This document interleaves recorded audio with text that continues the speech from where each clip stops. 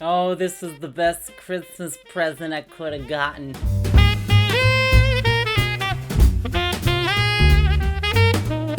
Hello, interwebs! It is time for me to review the latest episode, and actually the penultimate episode, which is surprising that we're already here this quickly, but regardless, the penultimate episode of Hawkeye, this one titled Ronin.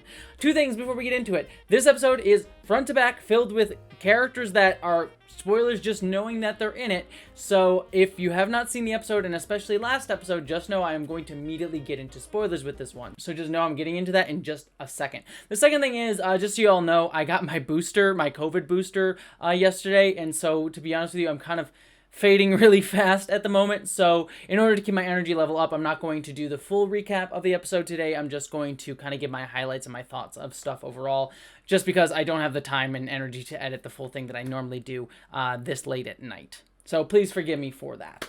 But that being said, let's get into this because, oh boy, I do have energy for this. This is your last chance if you have not seen the episode, because I'm about to get into spoilers for this. Yes, at the end of the episode, we got Vincent D'Onofrio's Kingpin. Oh my gosh, yes! Yes, I wanted it. I needed it so much, even though it was just a grainy, stupid phone photo of him, and it possibly could still not be. Maybe I mislooked at it, but come on, it's Vincent D'Onofrio's Kingpin. I knew this was coming. We all knew this was coming, but oh boy, what is it so wonderful and so amazing to get that confirmation, because Vincent D'Onofrio's Kingpin was, I've said it numerous times already in these reviews, but he was my favorite thing about the Daredevil show. Nothing against Charlie Cox or anyone else, but he was great. The best part of the Netflix Marvel shows, he was just fantastic, and I'm so glad to see him get his due in the Marvel MCU proper. And what has me kind of saddened and excited a little bit at the way he was revealed in this episode is that, of course, he only appears in the like little photo shot that we get at the end of the episode. It's sort of the cliffhanger going into next episode, which means almost assuredly we're going to see Vincent D'Onofrio pop up next episode. You don't give me a Chekhov's D'Onofrio and not pay that off in the last act. So we probably will get to see him next week, which I'm so pumped for, but I would be ultimately somewhat disappointed if he was just sort of appearing in the show and then being done with him, because I think he is a character and an actor that is well worth keeping around the MCU. And I think, number one, because he just is going to be in the last episode, I feel like that would be a waste of him. I don't think they would do that. And plus, two, obviously there is an Echo show coming up, and the fact that we have set up within this episode that Echo starts to realize that Ronin, Hawkeye, was sent after her father by Kingpin now, that probably sets her up for her own show being Echo versus Kingpin, which I am very excited for. Echo's a character that I really, really like. She's kind of a little bit one note in terms of her, like, revenge plotting. I've definitely seen characters more depthful than her, but she is made more interesting by her perspective on the world and the fact that she is disabled in numerous different ways and also has a indigenous background, which I think is just really, really interesting to see. And so to have her go up against the Kingpin going into her own show, I think will be really cool. Maybe that won't pay off, but it has me excited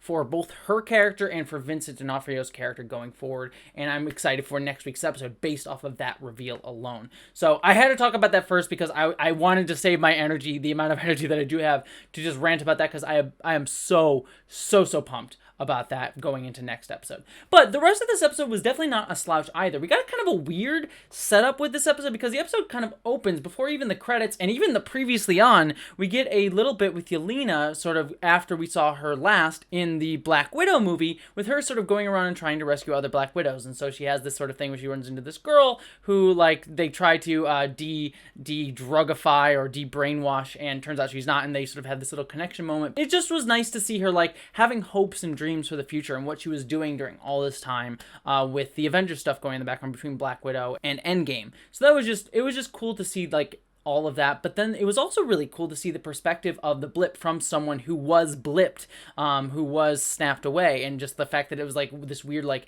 fading into this new reality as she lost 5 years of her life was just a really cool perspective. I thought that was really sweet, and how, like, that must be so scary to, you just lost 5 years of your life, even if you're not aged, you just lost all those years. And then she has to learn that Natasha's dead, which sets her up into the rest of this episode, which I really, really enjoyed, because we get a nice moment between Kate Bishop and her mother. And again, we get a reveal at the end of this episode that Kate Bishop's mother was the evil villain behind everything, was working with Kingpin. That was basically what we had called here. But I like that we get another moment between Kate and her here before that reveal, because it allows us to kind of connect a little bit more with her character. She's been kind of in the background. I haven't felt a ton for her. I like Kate, but I haven't really felt a lot for her mother. So we needed one last connection moment between Kate and her mother to really sell that home. It doesn't knock it out of the park. I'm still not like, oh, her mother is really, really interesting. I'm so surprised and upset and emotionally distraught by this twist. But it was at least a nice, beat to hit before this moment. And it was effective, if not,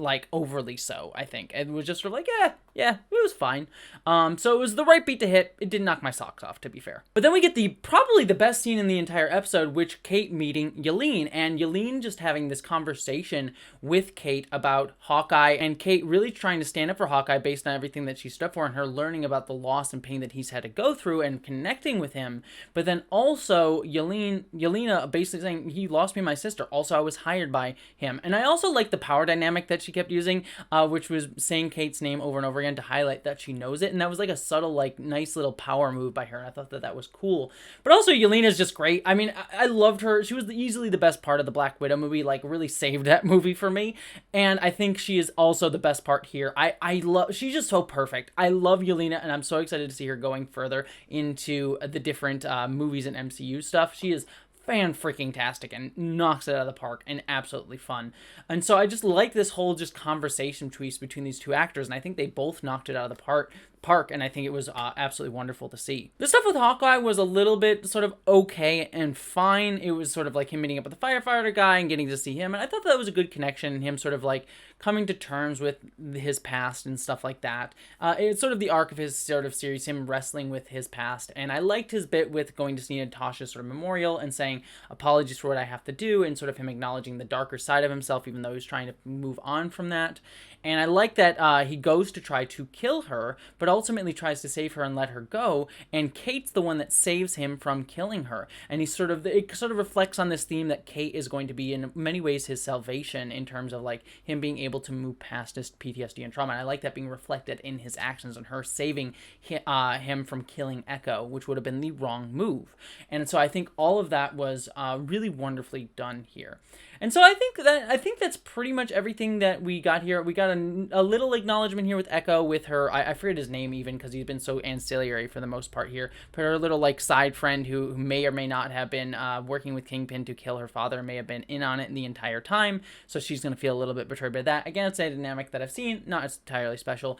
So ultimately, I think this was a very solid episode. I think the reveals and what this sets up for the Marvel MCU is what really has me excited about it, but I think Yelena was also big highlight, and also Kate's arc throughout all of this also was really, really good. But there were some scenes that felt kind of flat, stuff that I'm sort of this is the beat to hit, but you didn't exactly do anything revelatory with it. It was just exactly what it needed to be to get this story to function, and it wasn't bad. It was just sort of fine. But I am overall very excited about a lot of the stuff going on here based off of the actors involved alone and the presence that they give. Not just Vincent D'Onofrio, but everyone. And so I'm excited for going into the finale. So that's my review of the second to last episode of Hawkeye. I can definitely feel myself fading fast right now. So I am going to finish this off, go edit this, and then go curl up in a bed for the next few hours, possibly longer than I should. And I wish you all a lovely good night. Don't forget to subscribe and Patreon and the stuff that YouTube does, and I appreciate you. Have a wonderful night, my friends.